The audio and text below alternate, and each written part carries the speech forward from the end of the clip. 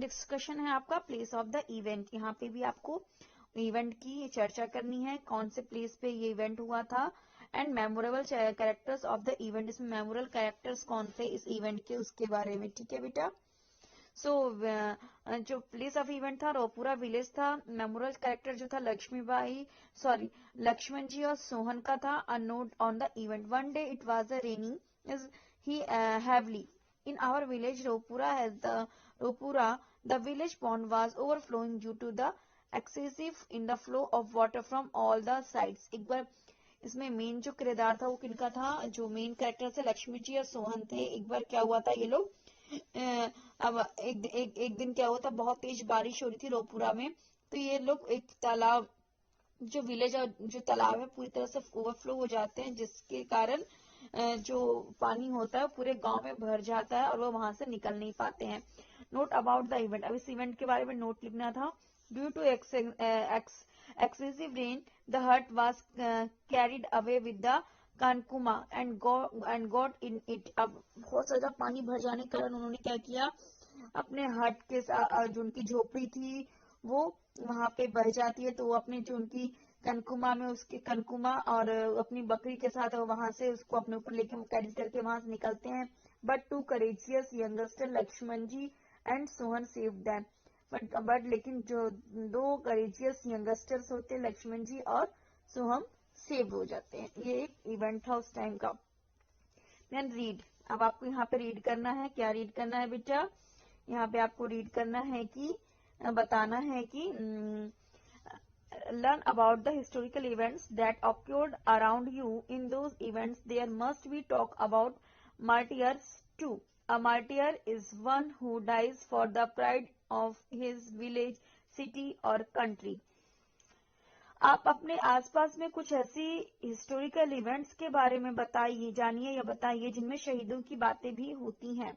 And martyr means होता है शहीद, या फिर अपने विलेजेस, सिटी, कंट्री में के लिए मौत के गले लगाने वाले जो मार्टियर हैं, जो शहीद कहे जाते हैं, उनके बारे में आपको जानना है या फिर बताना है, जो भी। स्टोरी, अब यहाँ पे आपको एक स्टोरी दी गई है, कहानी दी गई है, और साइड में आपके पास एक पिक्चर भी है जो कि शहीद किसकी है, शहीद स्वर्गीय पूनमचंद जयशंकर पांड्या की है, जो 905 में स्वर्गवास 905 में उनका जन्म हुआ था और वो 1948 में उनकी मौत हो गई थी। ठीक है, 1905 में बॉर्न हुए थे और 1948 में वो डाइड हो गए थे, मर गए थे।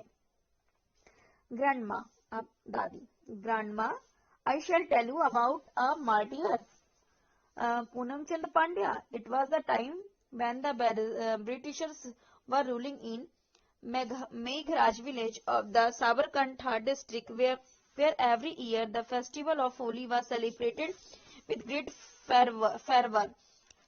Here the Britishers had a bad law. The British officials would make a statue named Lalji, which would be of a man not wearing any clothes. The statue would be put up in the village center. It was made compulsory for the villagers to move around this statue on the day of Holi. अब दादी कहती हैं, grandma दादी मतलब एक बच्चा पूछ दादी, मैं तुम लोगों को शहीद पूनमचंद पांड्या की बात बता रही हूँ। दादी जो है उनको किसकी बात बता रही हैं, शहीद पूनमचंद पांड्या की। अंग्रेजी के मतलब ब्रिटिशर्स का शासन था। साबरकांठा जिले में मेघरज गांव है, इस क्षेत्र में मतलब ये जिस फिल्म मतलब इस गांव में क्या था, हर एक वर्ष होली का त्योहार बहुत धूमधाम से मनाया जाता था। यहाँ जो ब्रिटिशर्स थे, यहाँ पे एक खराब कानून का, ब्रिटिशर्स का एक बहुत ही मतलब बैड लॉ था, बहुत बुरा कानून था। अंग्रेज अधिकारी का एक पुतला बनवाते थे। जो लोग वहां पे जो ब्रिटिशर्स थे वो क्या करते थे, ऑफिशियल्स, एक अंग्रेज अधिकारी होता, जो ब्रिटिश ऑफिशियल्स होता था, उसका एक पुतला बनवाया जाता था। इस पुतले का नाम इलाजी, और यह पुतला जो है वस्त्रहीन पुरुष का होता था। इस पुतले का नाम होता था इलाजी और ये पुतला एक वस्त्रहीन पुरुष का होता था। यह पुतला गांव मतलब उसमें कोई कपड़े नहीं पहने होते। जो पुतला बनाया जाता था ना, स्टेचू नेम बार लालजी, उसमें वहां पे एक लालजी नाम का लालजी का एक पुतला बनाया जाता था। Which would be a man not wearing any clothes, जो कि वो जो पुतला था यानी कि जो स्टैचू जो बनाया जाता था उसको कपड़े नहीं पहनाए जाते थे। ये जो स्टैचू था वो गांव के मुंह जो मेन जो सेंटर था स्टैचू का वहां पे खड़ा रखा जाता था और होली के दिन गांव वाले इस पुतले के चारों ओर घूमना उनको मतलब नेसेसरी अनिवार्य था, कंपलसरी था कि वो उस स्टैचू के चारों ओर घूमे। ठीक है, देन है आपका वंस, एक मिनट बेटा, once the youth of the village got together, they were brought together by a young man called Poonam Chand Pandya. The British official got the statue made and went away at night. Poonam Chand and his friends broke the statue next day when everybody came there to follow the rule by Britishers. There was no statue. When the officials inquired, Poonam Chand Pandya accepted his offense. The court ran the case. Poonam Chand was sentenced. The law of British slavery was removed. Poonam Chand took part in the fight of non-cooperation against the foreign government. In order to free the country, Poonam Chand went to the jail several times. To remember this patriot, his statue is there in a Shri PCN High School even today. To keep his name immortal, and road in his city is also named Freedom Fighter Poonam Chand Pandya Road. Okay, अब इसमें क्या एक बार क्या था, गांव में जो सभी जो लोग थे, सभी यंग थे, वो इकट्ठे हुए, एक साथ मिले।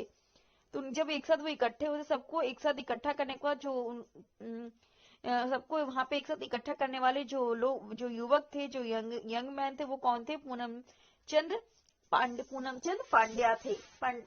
जब जो ब्रिटिशर्स जो थे, ऑफिशियल ब्रिटिश ने जो पुतला बनवाया था, इसके बाद अंग्रेज चले गए।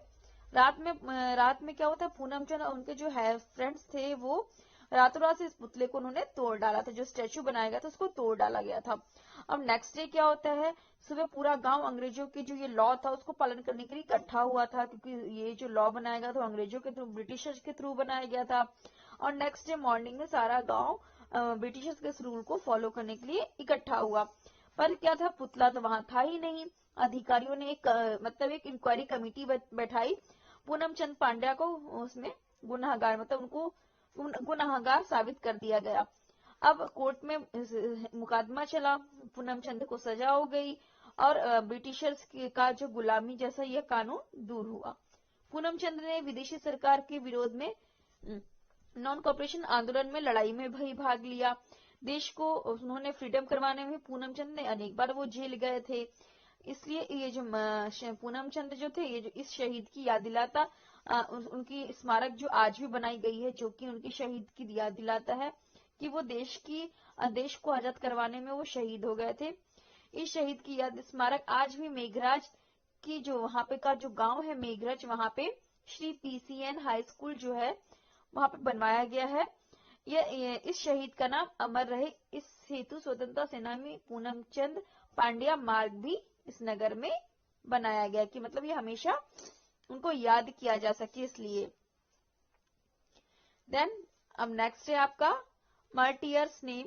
तो कौन से शहीद थे ऐसे, तो उनका नाम लिखना है आपको। कौन शहीद थे, तो Vinod Kinariwala. If there is a statue on his name, then its detail. Yes, there is a statue of the martyr Vinod Kinariawala in Gujarat College, Ahmedabad. Okay, various events of the life of martyr. Event 1. Meeting of the Congress Mahasamiti was held in Mumbai on 8th August 1942, in which Quit India movement. Okay, then was the launch. This movement was led by Mahatma Gandhi. अब इस events में इन्होंने क्या कौन कौन से event किए थे, महासमिति की और मुंबई में एक सभा आयोजित की थी 8 अगस्त 1942 को, जिसमें इन्होंने क्विट इंडिया मूवमेंट में मतलब भारत छोड़ो आंदोलन में इन्होंने भाग लिया था। was launched the movement was led by Mahatma Gandhi. जिस इस मूवमेंट को लॉन्च किया गया था किसके थ्रू, महात्मा गांधी के through. Event due to the Quit India movement declared on 8 August 1942, all the shops, mills, markets, schools and colleges declare a strike of the 105 days. Okay, the nations. How did he become a martyr? कैसे शहीद बने, कैसे शहीद बनते हैं और कैसे वो शहीद हुए, इसके बारे में हमें बताना है। On 9 August 1942, the first day of the Quit India movement led by the Mahatma Gandhi, Vinod Kinariawala was shot dead by the British officers for trying to hoist the Indian flag while protesting in front of the college.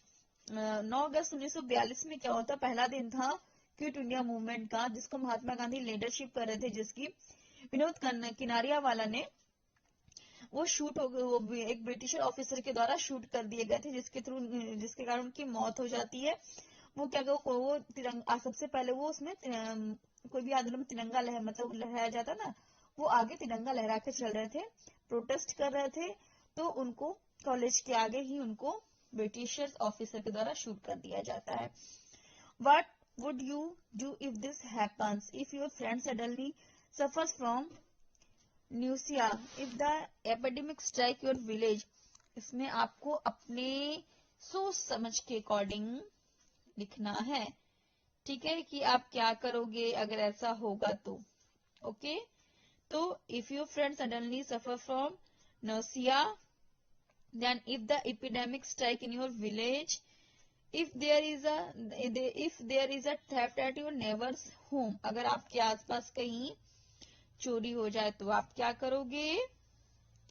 Then ये अगर ऐसा कोई epidemic strike हो जाए आपके गांव में तो आप क्या करोगे, ठीक है, ये आपको अपने अकॉर्डिंग इसका आंसर देना है बच्चों।